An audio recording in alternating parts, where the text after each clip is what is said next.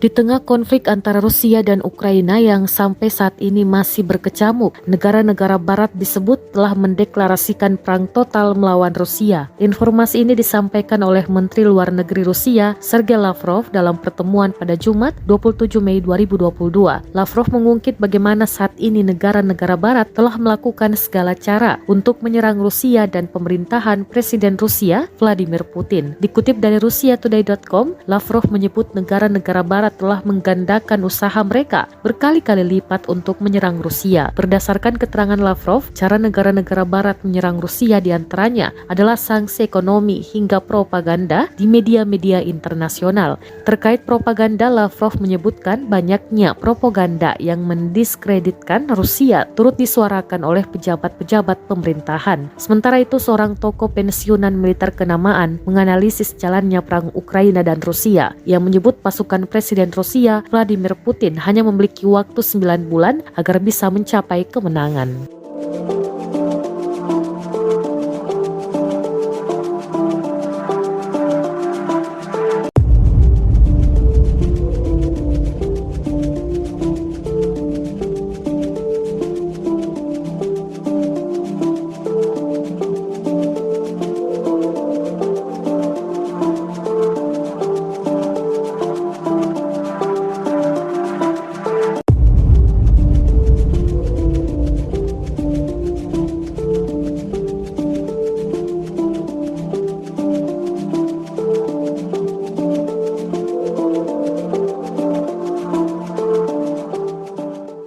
Terima kasih sudah nonton.